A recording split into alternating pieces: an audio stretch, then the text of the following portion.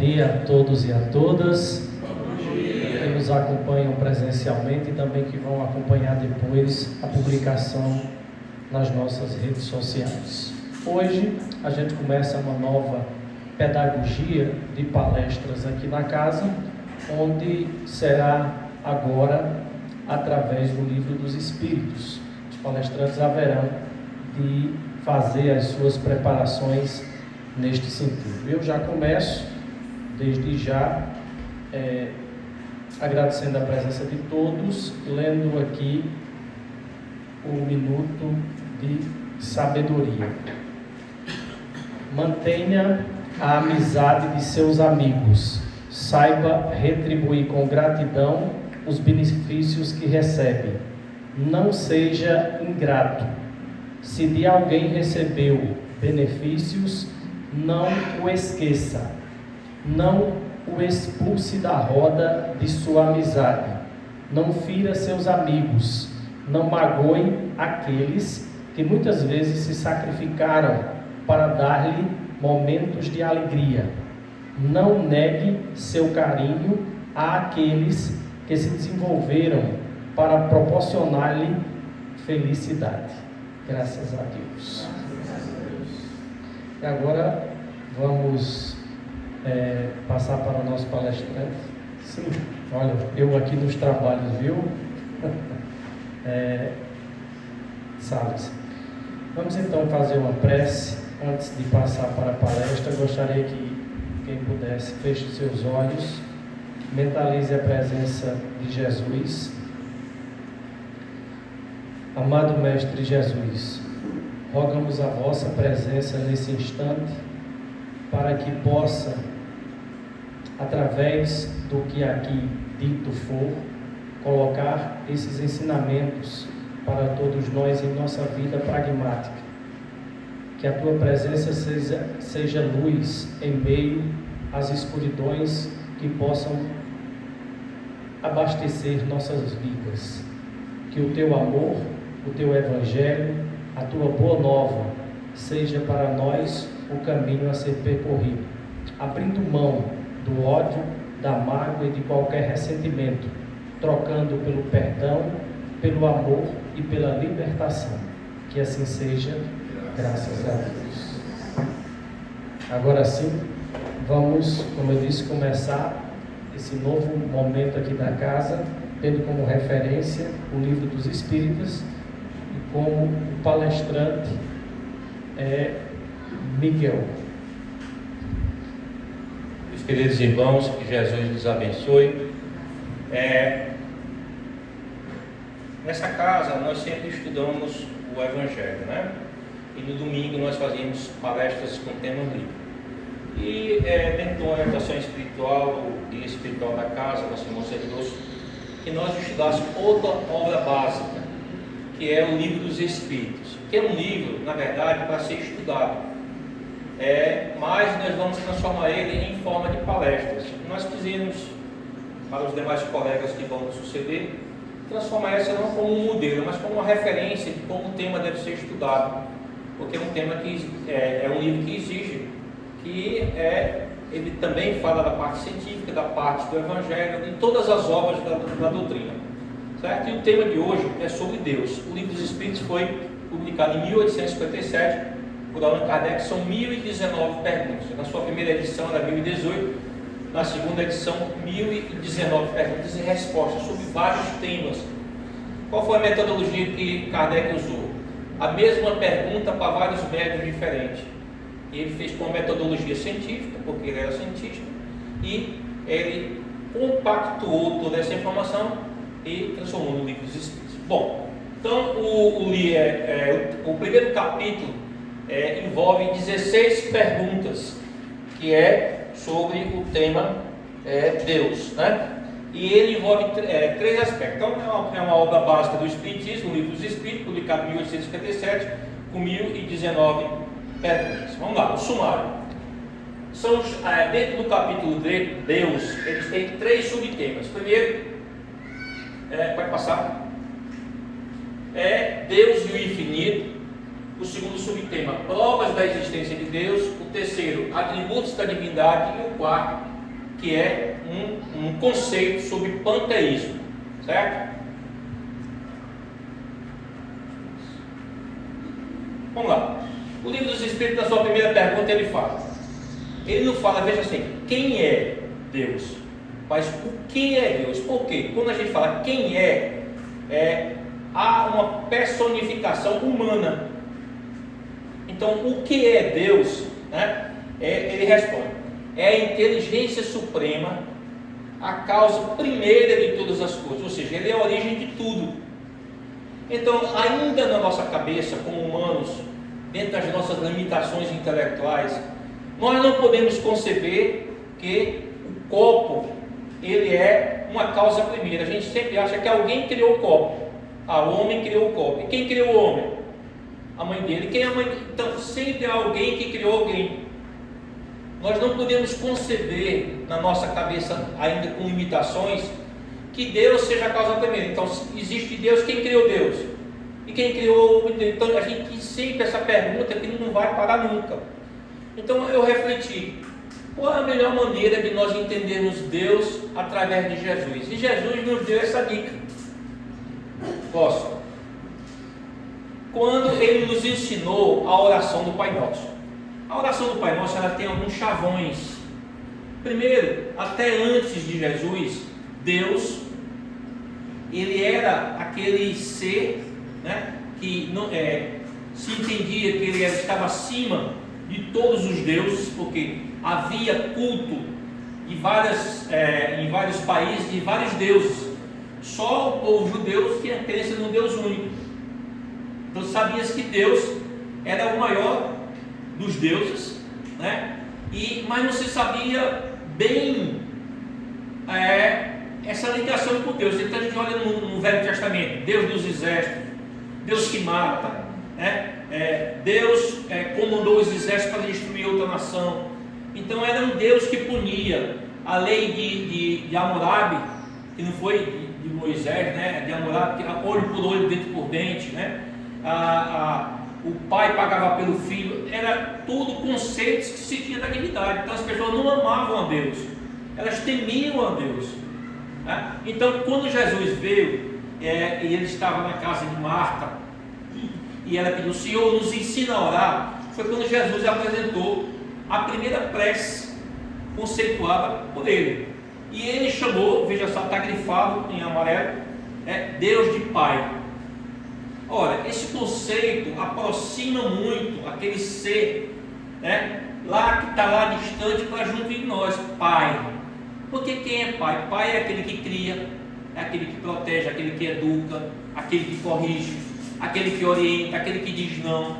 Então ele aproximou Deus mais do homem, quando o homem passou a chamar ele de Pai, tá? E ele deu uma localização onde Deus se encontrava, mais à frente seria grifado no céu, né?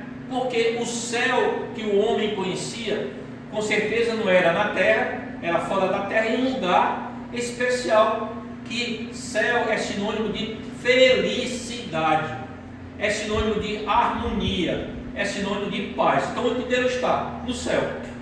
É o conceito, a gente sabe que o céu hoje, pela doutrina, é o mundo espiritual. Então, quem é Deus? O nome dele é santificado. Por que santificado? Porque tem santidade e pureza. Santificação vem de pureza, é puro. Deus é puro. Esse céu é o que? É o reino de Deus. Então quando Jesus ele veio, durante toda a sua pregação, ele deixou bem claro, ele prometeu esse reino de Deus, em nome do reino prometido para o meu Pai, o reino prometido para o meu Pai. Então é um reino, o reino de amor, o reino de paz, o reino de harmonia. E o que é que Deus está disposto a nos dar? O pão. Mas não, é verdade que Jesus multiplicou o pão e os peixes, mas não dessa forma. Significa que Deus criou o mundo, mas deu a nós as condições de nós tirarmos do próprio mundo o nosso pão, né? Ele nos deu a terra, nos deu a condição de fertilizar o nosso solo e dele nós tirarmos o alimento.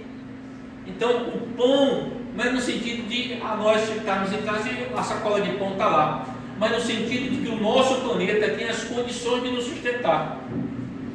E outra lição que é na relação com Deus: pedir perdão, perdoa-nos, Senhor. Por quê? Porque nós somos ainda pecadores. Então nos ensinou a pedir perdão a Deus dos nossos pecados, das nossas falhas, das nossas quedas, dos nossos erros. E também nos ensinou a perdoarmos a quem? Do mesmo modo que Deus nos perdoa, perdoarmos a quem nos ofendeu. E nos mostrou que todos nós caímos em tentação. Quem de nós já errou? Quem de nós já não pensou no mal? Quem de nós já não se viu diante do precipício? Então ele nos ensinou a pedir a Deus para nos livrarmos do mal. No momento que nós nos sentimos tentados ao erro, à queda, a nos livrarmos do mal. Essa oração ela está na Bíblia, em Mateus capítulo 6, versículo 9. Então, Jesus nos trouxe um conceito de Deus mais ameno. O conceito de Deus Pai. Próximo. Provas da existência de Deus. Isso aqui se encontra no comentário da quarta pergunta do Livro dos Espíritos. Provas da existência de Deus. Esse quadro aqui é um quadro da criação de Deus criando Adão. Tá? A mão de Deus criando Adão. Vamos lá. Para crer em Deus, basta lançar os olhos às obras da criação. O universo existe, portanto existe uma causa.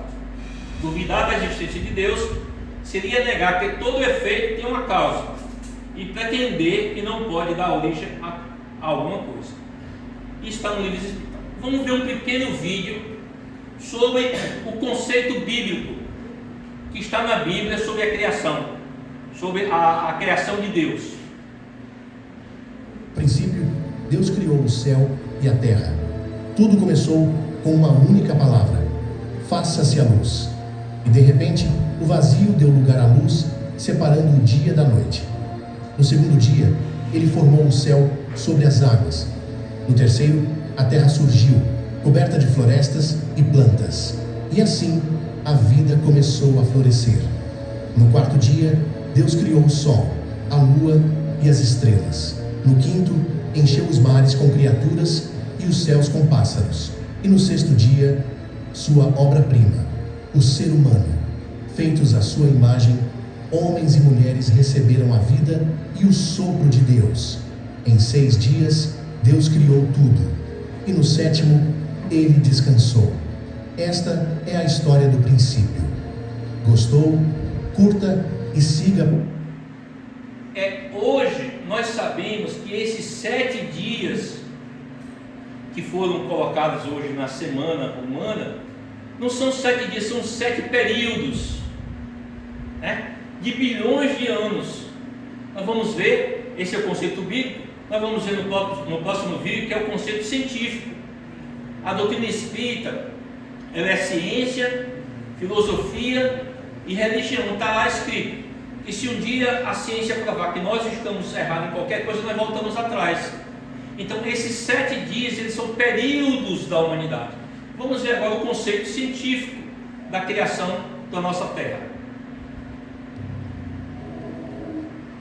Nos últimos milhares de milhões de anos, a Terra foi bombardeada por asteroides, chocou com outros planetas e congelou várias vezes.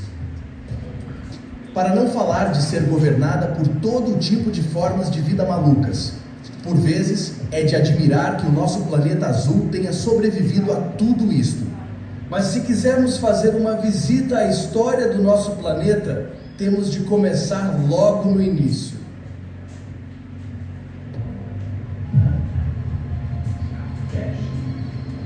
Há cerca de 4 bilhões e 500 milhões de anos, o nosso sistema solar começou a emergir de uma densa nuvem de gás e poeira interestelar.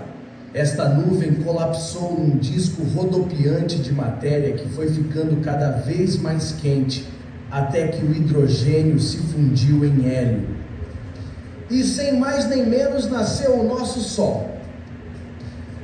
E a Terra também estava a caminho. Após o nascimento da nossa estrela, toda a matéria nas extremidades mais afastadas do disco giratório começou a aglomerar-se. Estes aglomerados seriam as sementes dos planetas e luas do nosso sistema solar. À medida que acumulavam mais matéria, tornavam-se maiores e mais esféricos.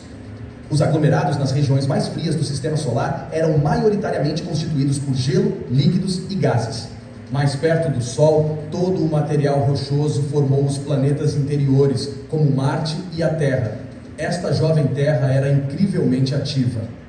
Vulcanicamente falando, expeliu gases como o sulfureto de hidrogênio, o metano e o dióxido de carbono. Estes gases constituíram a primeira atmosfera do nosso planeta. A Terra primitiva era constantemente bombardeada por grandes asteroides e cometas, e em breve a Terra sofreu uma colisão ainda mais violenta. Theia, um planeta do tamanho de Marte, embateu diretamente no nosso jovem mundo. Esta colisão épica atirou pedaços de matéria para toda a órbita da Terra. E depois a gravidade uniu-os no que hoje conhecemos como a Lua.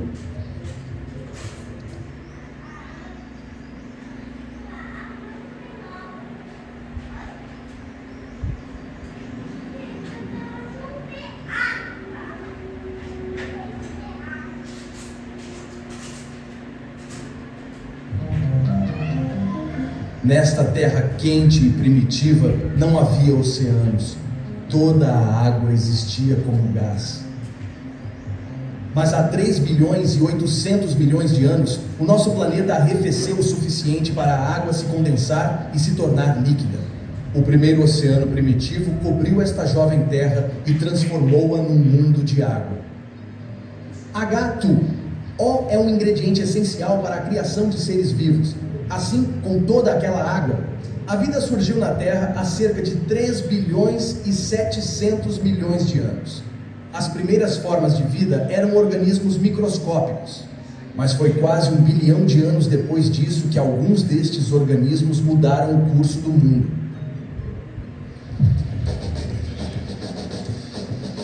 A Terra não permaneceu como um mundo de água durante muito tempo. Em breve, os primeiros continentes emergiram do antigo oceano. Os cientistas chamam-lhes crátons. À medida que mais e mais terra emergia do oceano, o primeiro supercontinente apareceu no planeta.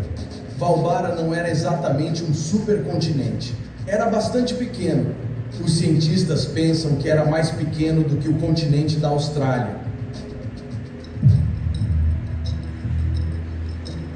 Há cerca de 2 bilhões e 400 milhões de anos, as cianobactérias evoluíram e tornaram-se os primeiros fotossintetizadores do nosso planeta. Finalmente, tínhamos alguns produtores de oxigênio para tornar a atmosfera da Terra muito mais hospitaleira. E o resto é história. Estou brincando, ainda temos um longo caminho a percorrer. Com todo este novo oxigênio, a atmosfera da Terra tinha níveis muito mais baixos de dióxido de carbono. E isso tornou o planeta muito frio. Grande parte do nosso jovem mundo congelou e a Terra assistiu à sua primeira idade do gelo. Agora, à medida que a atmosfera da Terra mudava, os continentes também se moviam. Separaram-se e voltaram a juntar-se no supercontinente seguinte, Rodinia. Rodinia era um verdadeiro supercontinente. Pode ter sido o maior supercontinente a cobrir o planeta. E a vida? Bem, a vida tornou-se finalmente mais complexa. Mas então algo aconteceu. Rodinia partiu-se e formou-se um novo supercontinente. Este chamava-se Pannotia. Então, entre cerca de 540 e 485 milhões de anos atrás, houve uma explosão de nova vida. Esta altura foi chamada a Explosão Cambriana. E os animais que evoluíram durante este período tinham partes duras do corpo, como conchas ou espinhos. Os mais famosos de todos eram as trilobites de aspecto alienígena.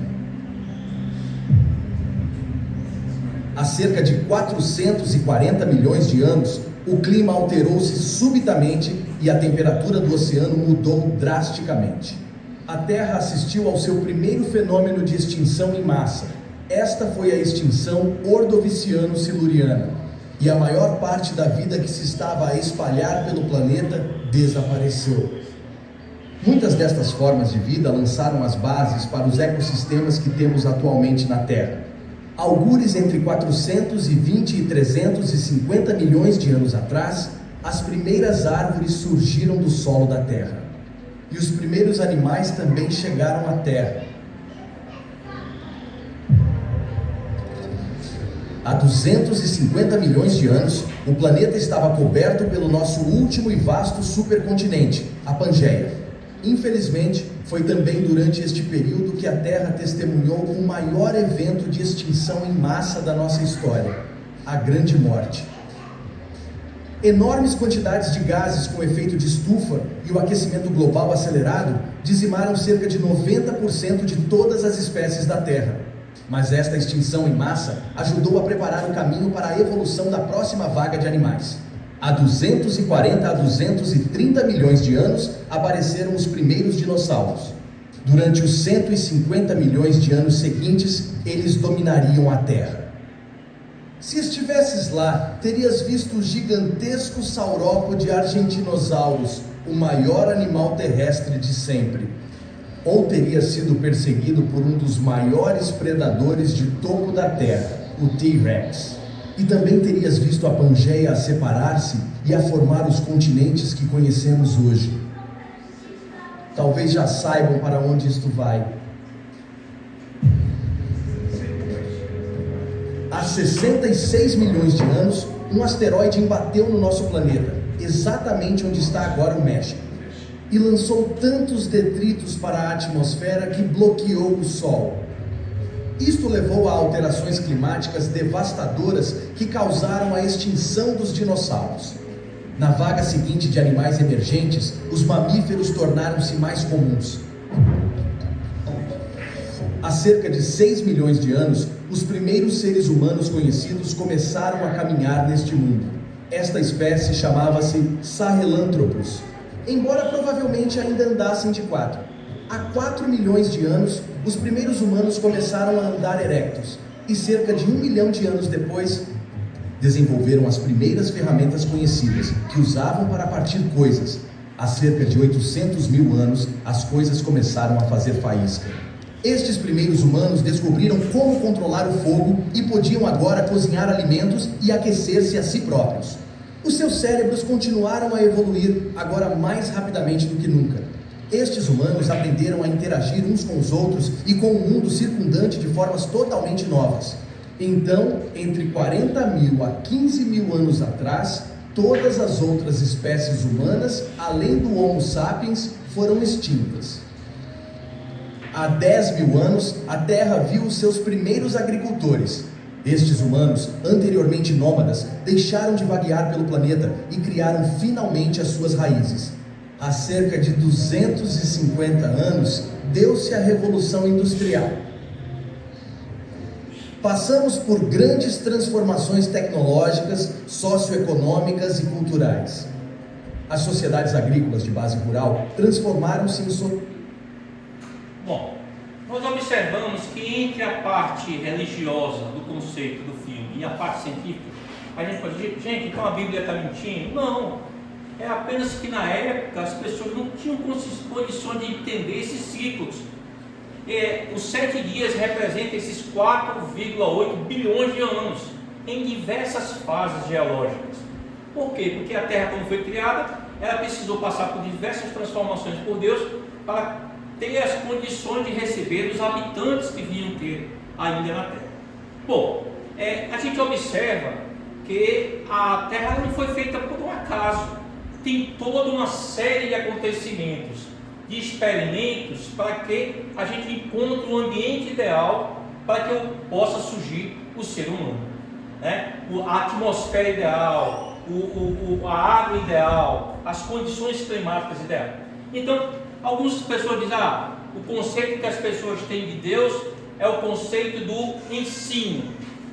Mas a gente observa que em todas as raças humanas, não importa o nome que se chama, todo mundo, no livro dos Espíritos, onde está escrito Deus? Onde está Deus? Na consciência do homem. Ele tem a consciência de que foi criado por Deus.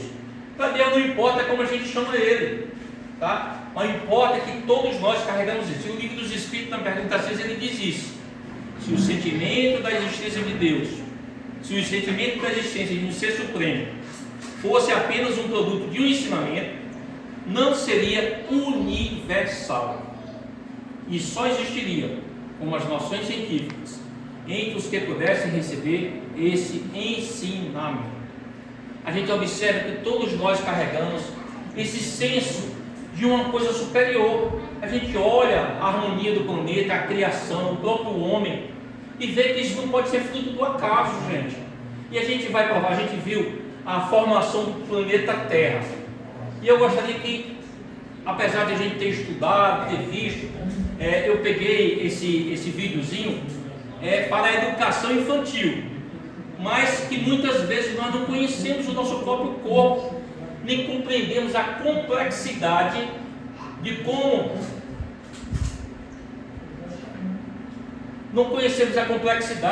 ele foi criado e como ele funciona corretamente para que nós possamos ter uma vida.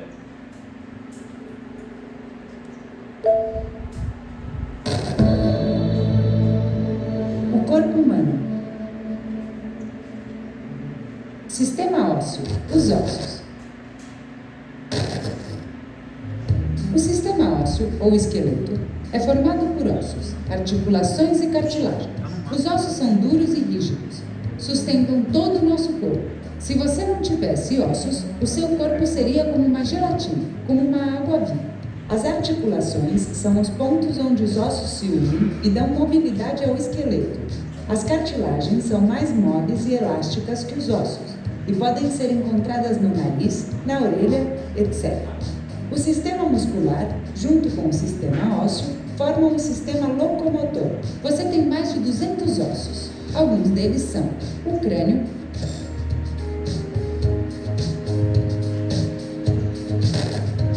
a coluna vertebral, O aplicativo do YouTube Music é...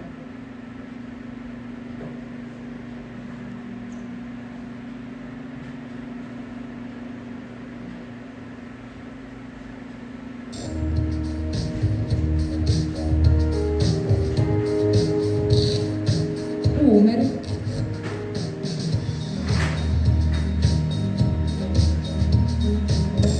as costelas,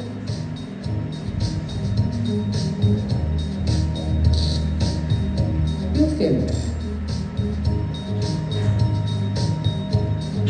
Outros ossos que temos são maxilar,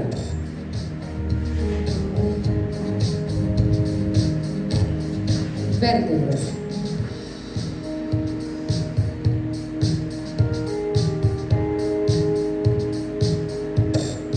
clavícula,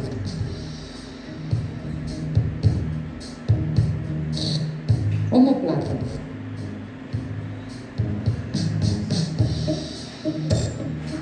ulna,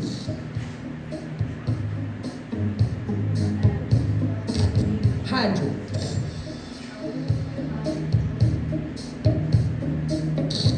externo,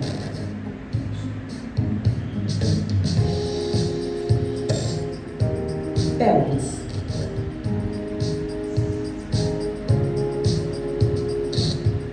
patela,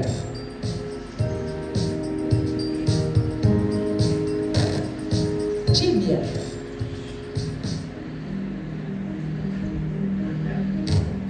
perônio.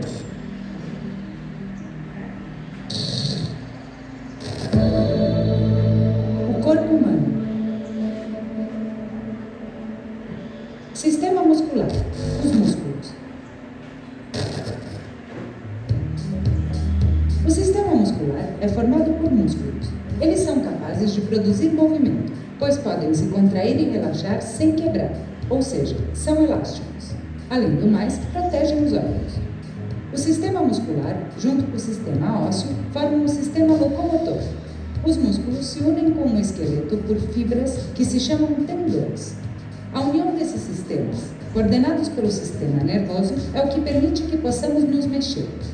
Você tem mais de 600 músculos no corpo. Alguns deles são o bíceps,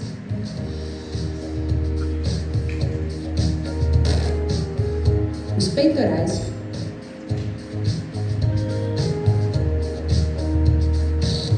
abdominal,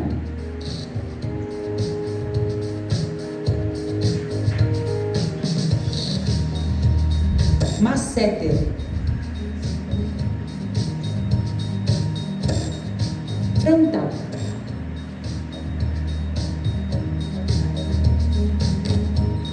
deltoides,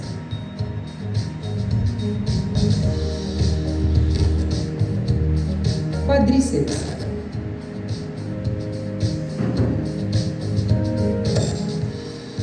também temos estes músculos: trapézio,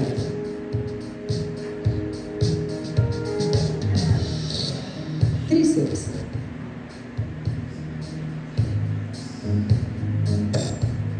dorsal,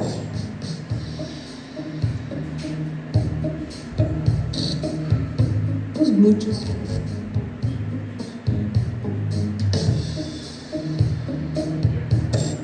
panturrilhas,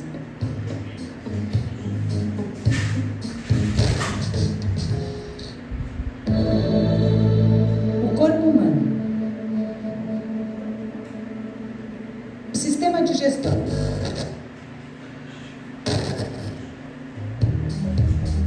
o sistema digestório é o responsável por transformar os alimentos em energia para o corpo. A digestão começa na boca, quando mastigamos o alimento. Este se mistura com a saliva, formando o bolo alimentar.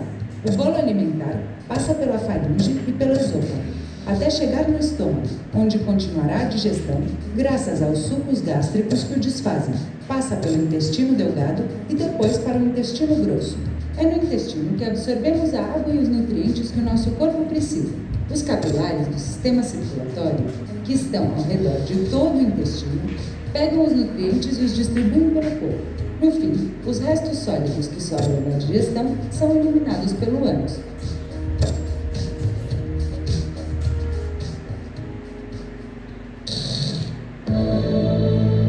O corpo humano. O sistema excretor. Sistema urinário.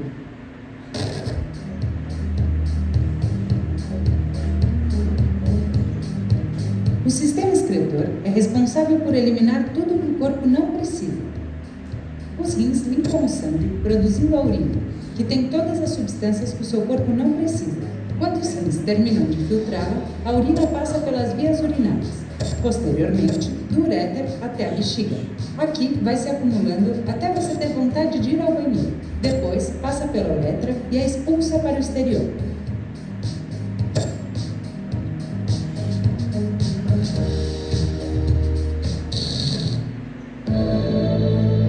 O corpo humano.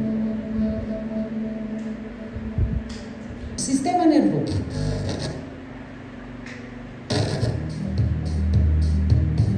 O sistema nervoso ajuda as pessoas a se relacionarem com o ambiente. Regula e coordena as atividades e funções do corpo, através dos impulsos nervosos. Os sentidos mandam informações do exterior ao cérebro. O sistema nervoso é dividido em sistema nervoso central e sistema nervoso periférico. O sistema nervoso central é formado pelo encéfalo e pela medula espinhal. O encéfalo fica no interior do crânio e é constituído pelo cérebro, cerebelo e pelo bulbo raquidiano. A medula espinal fica no interior da coluna vertebral. O sistema nervoso periférico é formado pelos nervos que estão no nosso corpo inteiro.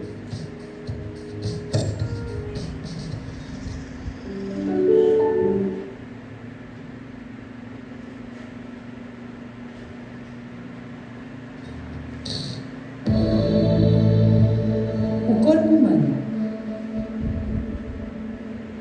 Sistema respiratório.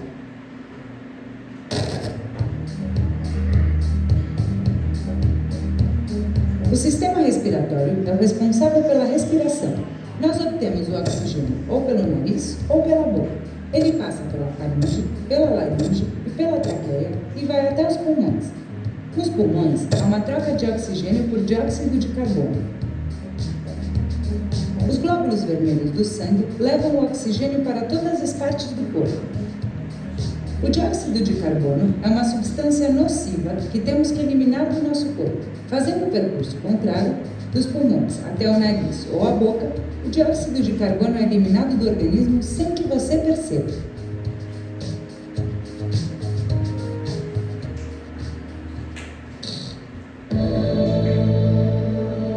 O corpo humano. Sistema circulatório.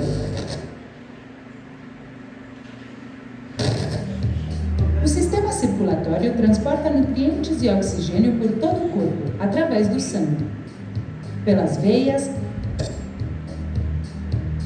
artérias, capilares e coração, que é o órgão principal deste sistema. O coração bombeia o sangue sem oxigênio com resíduos pelas artérias, em direção aos pulmões. Lá, expulsa os resíduos e recolhe o oxigênio e os nutrientes que as células precisam. O sangue oxigenado passa pelo coração e é bombeado para os órgãos através das artérias. Os órgãos recebem o sangue oxigenado e o devolvem sem oxigênio e com resíduos. O sangue volta, então, para o coração, que o bombeia para os pulmões, onde, novamente, pega o oxigênio e expulsa os resíduos.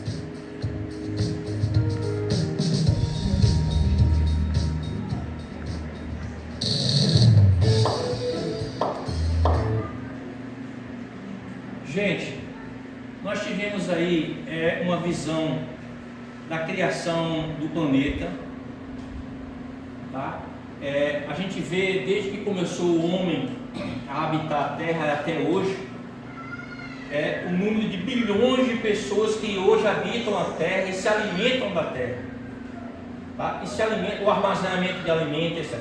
E a gente observou o corpo humano, que será que todo esse aparelho, que como nós vimos aí, complexo, foi obra do acaso, mas que ele foi maquinalmente preparado para dar vida, todo sincronizado, desde que começa no esqueleto, a parte muscular, circulatória, respiratória, excretora, né? Até na eliminação da urina e das fezes, nada é desperdiçado, tudo volta para a terra e se transforma em vida. Então, por detrás dessa máquina humana, né, tem uma inteligência suprema que criou tudo isso. Às vezes a gente olha para a gente, e não vê que a gente respira, que a gente tem toda, enquanto a gente está aqui parado nesses minutos, todo o nosso corpo está funcionando perfeitamente, tá? Perfeitamente dentro disso daí, tá? E a gente observa que o corpo que foi criado por Deus, ele tem validade. Uma pessoa ela vai viver um determinado número de anos e depois ela perde a vitalidade, mas ela continua viva, o espírito, porque o espírito hoje, ele não é mais só comprovado pela doutrina do espírito, mas pela ciência. Pela ciência. Existem obras, inclusive de escritores russos, sobre vida após morte, sobre o estado de morte. Então, a prova da existência de Deus, ela é uma realidade. Não importa o nome que você seja, mas de uma inteligência suprema que criou tudo isso para que nós pudéssemos habitar na terra e nos aperfeiçoarmos. Inclusive, a gente observa desde a época do homem, chamado homem das cavernas, e pelos períodos que a gente passou, que a própria inteligência humana ela tem se desenvolvido e se preparado para uma era tecnológica. Uma criança que nasce hoje, ela tem uma tendência natural a compreender a tecnologia, a compreender, a usar melhor o cérebro. A gente observa que o homem de hoje não tem mais a estrutura hominal como ele tinha antes para carregar uma espada de bronze, mas ele tem uma inteligência que ela é capaz de entender processos muito mais complexos. A infância, ela tem diminuído, a juventude também, preparando o homem para essa grande transformação que a Terra existe. E a gente observa que mesmo ainda as placas tectônicas ainda se movimentam para dar o ambiente ideal para o planeta. Então, existe se não me engano foi Santo Agostinho, eu não me lembro quem foi, que andava na praia e queria compreender melhor Deus, compreender melhor a criação divina. E ele encontrou um menino brincando na areia, que ele pegava um baldezinho e enchia no buraco. E menino, o que você está fazendo? Eu disse, não, eu estou pegando toda essa água do mar e colocando nesse buraco. E se você está vendo que você não vai conseguir fazer isso, que isso é impossível, e o menino olhou para ele e disse, como é que você vai querer colocar uma coisa tão grande em uma cabeça tão pequena? Então, à medida que nós vamos evoluindo, nós vamos compreendendo melhor Deus de uma forma diferente. Então, antes a gente ia à igreja para procurar Deus, e a gente descobre que Deus não está fora da gente, Deus está dentro de nós, porque quando Deus nos criou, segundo a sua imagem, semelhança, em energia, em espírito, nós carregamos, como foi criado o espírito? Tem uma pergunta no livro do Espírito para frente: simples e ignorante, com nem aptidão para o bem nem para o mal. Ele vai desenvolvendo essas aptidões ao longo das suas diversas estágios da terra, com o objetivo que nós sejamos o quê? Felizes. Próximo. Quais são os atributos da divindade? Deus é eterno. Se tivesse tido início, teria saído do nada, ou então teria sido criado por um ser superior.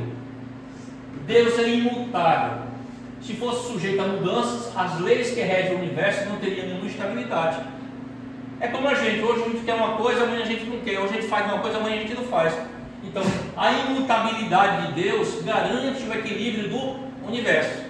As leis, as leis. Então, as 4 estações do ano, a lei do você plantar, colher, regar. Deus é imaterial. Isso quer dizer, o homem, durante todo o seu período na terra, ele considerou Deus. Vocês viram algumas fotografias de um homem barbado sentado no trono, é o conceito de Deus, A gente vê o alto da Compadecida, Deus sentado no trono nominal, de forma nominal. Era a forma que o homem tinha de compreender Deus. Por isso que Jesus disse: eu sou o caminho, a verdade e a vida, porque era mais fácil a gente ter uma referência da imagem do Cristo do que de Deus, que a gente nunca viu. Deus é único. Se estivesse vários deuses, não haveria unidade de propósito, nem a unidade de poder na origem do universo. A gente observava quando era criança aqueles gibis, ainda hoje tem filmes dos Marvels, que fala sobre os deuses do Olimpo, os vários deuses do Olimpo. O Egito tinha vários deuses, os romanos tinham vários deuses, e às vezes um brigava com o outro.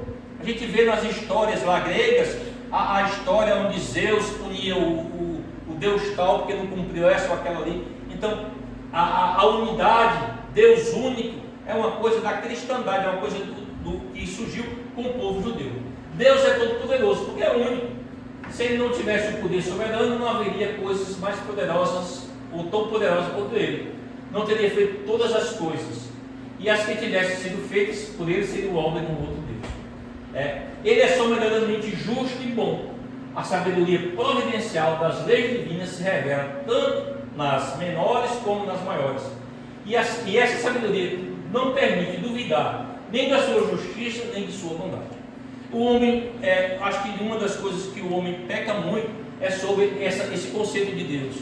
A gente acusar Deus do nosso sofrimento, a gente acusar Deus da nossa miséria, a gente acusar Deus dos nossos erros. Eu sofro porque Deus determinou. Não, Deus, porque quando nós chamamos Deus de Pai, será que o pai quer o sofrimento do filho?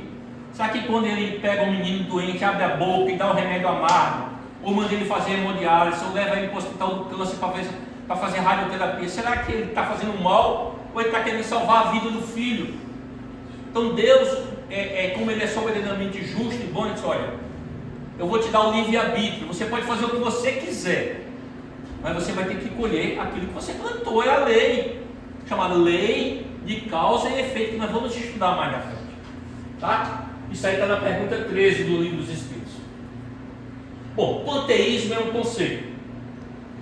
Nós sabemos a chuva.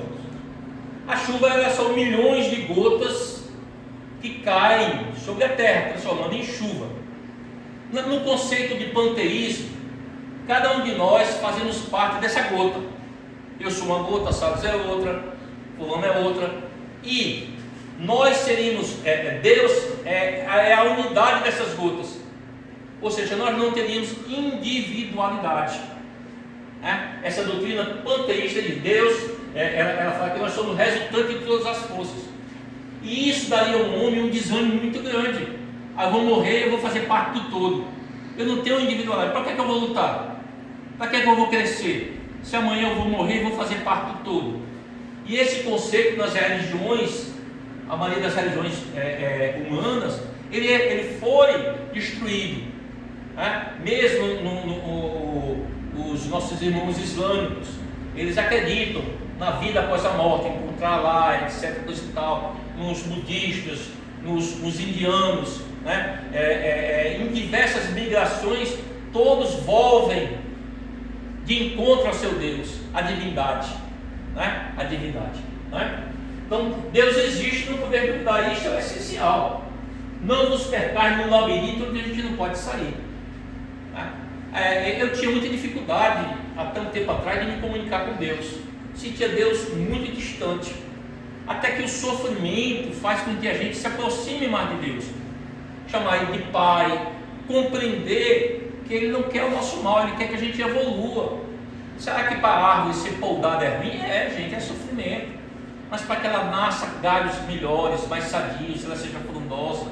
Arar a terra é um sofrimento para a terra? Mas a gente remove o suco dela para que ela possa crescer. Vamos lá, vamos adiante.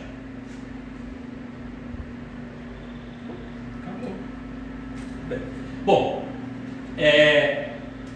para a gente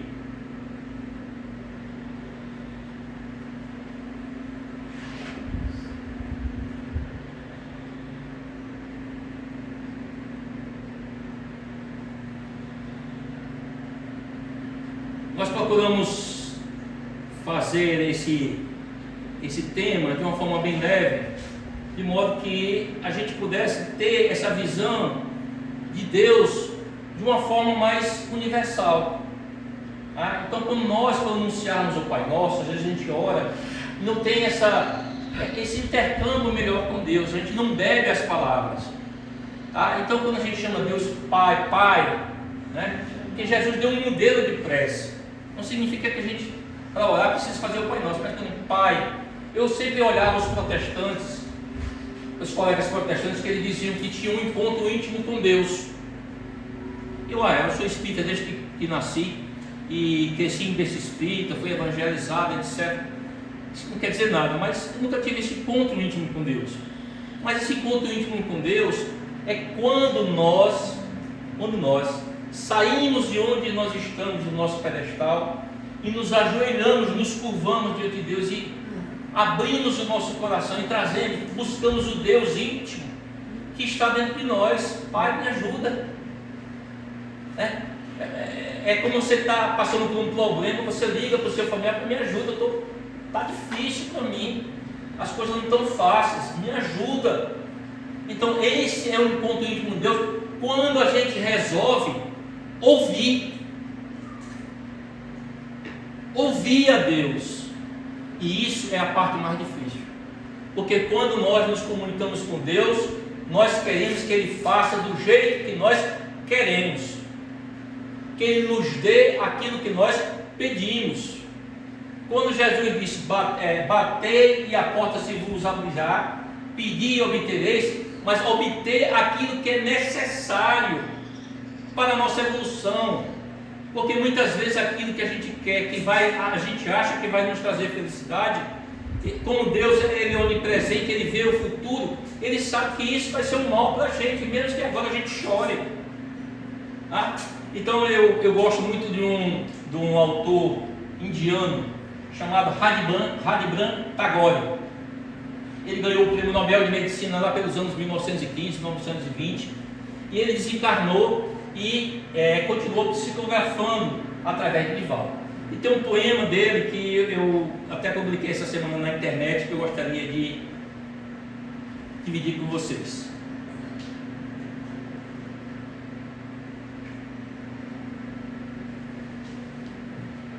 Era noite em mim, caminhei sem ti, pelos caminhos pedregosos cobertos de pó, sangrando e sofrendo, sem ninguém comigo.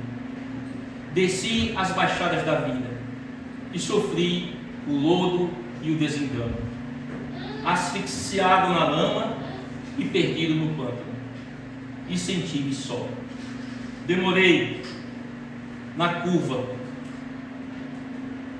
tentando ascender, granjeando forças sem o conseguir, e a ninguém vi. Corri cansado, sob sombras cruéis de maldade e de tortura, e não tive auxílio algum. Parei, estava perdido sozinho. Recordo, sem atropelos, nem saudades, nem remorsos. Medito e revejo a vida que o tempo consumiu, mas que não acabou. Sei agora, Senhor,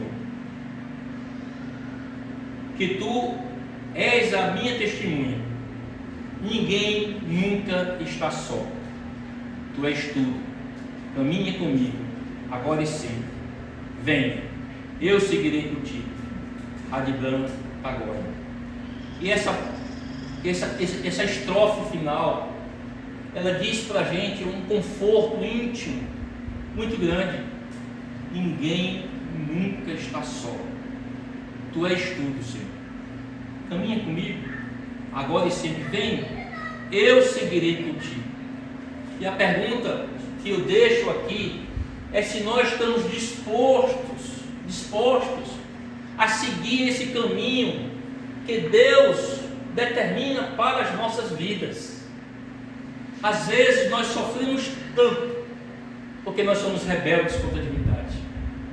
Queremos ir por seguir um caminho contrário a que Ele nos orientou, porque quer o nosso bem.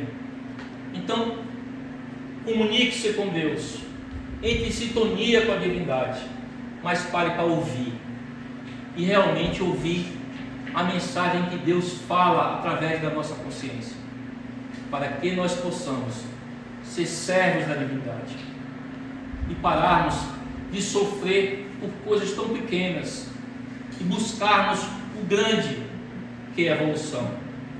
Nesse outro poema de Radibran Tagore, ele fala que diante da nossa dor, nós devemos ver a dor das outras pessoas e vermos que nós fazemos parte de um grande conglomerado de energia onde a dor ainda existe. E quando nós compreendemos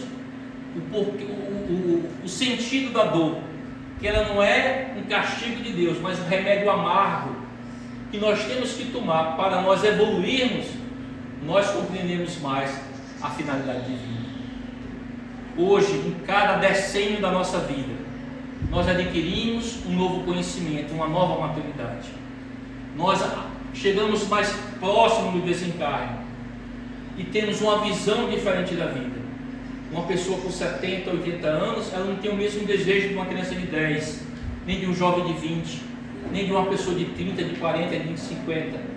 Ela começa a ter uma perspectiva que ela está chegando ao fim.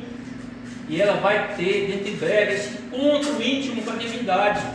E os seus objetivos de vida, eles passam a ser diferentes, porque ele não tem mais tempo a perder. Ele busca agora o encontro com aquilo que é mais essencial para a sua vida, que chama a paz da consciência, a consciência do dever cumprido, para entregar diante de Deus o resultado de uma existência inteira. Que Jesus nos abençoe e nos ampare.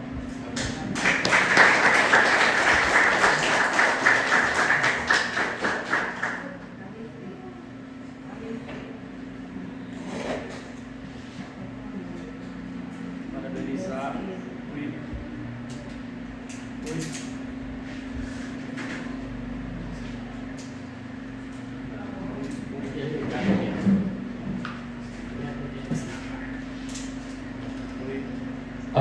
Agora sim, parabenizar o Miguel pela brilhante palestra, que ela nos siga de estrada, que ela sirva para que nós possamos compreender o grau de desenvolvimento pelo qual Deus colocou no ser humano. Nada é por acaso, a gente aprende isso na doutrina, e que a gente possa, sim, olhar a escada da existência, mas com a consciência de que a gente deve subir um degrau de cada vez e não olhar apenas o cume da escada. Gostaria de convidar Salles para fazer a prece final.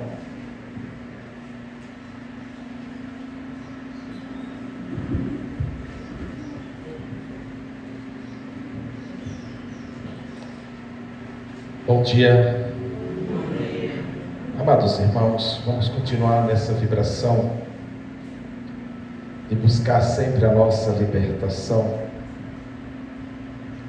através do conhecimento, como Jesus próprio nos ensinou, que conhecereis a verdade, porque somente a verdade vos libertará. Vamos aproveitar esses ensinamentos de hoje, trazidos com muita sapiência pelo nosso irmão Miguel e pelos vídeos que assistimos, para que aos poucos possamos nos livrar dessa crisálida, dessa capa que nos bloqueia muitas vezes, impedindo a nossa evolução espiritual, tão essencial para cada ser humano. Que não possamos mais ter que passar por etapas tão difíceis, pelas quais já enfrentamos ao longo das nossas encarnações, ao longo do nosso passado pretérito. Que sejamos luz, como Jesus nos disse, que sejamos o caminho, a verdade e a vida proposta por Ele, através de seus ensinamentos evangélicos, do seu evangelho, dos seus exemplos de amor, de cura e de paz. Que tenhamos todo um domingo tranquilo, uma semana tranquila, cheia de harmonia, paz e luz. Que assim seja, graças a Deus. Vamos agora fazer o encaminhamento da fila para a aplicação do passe.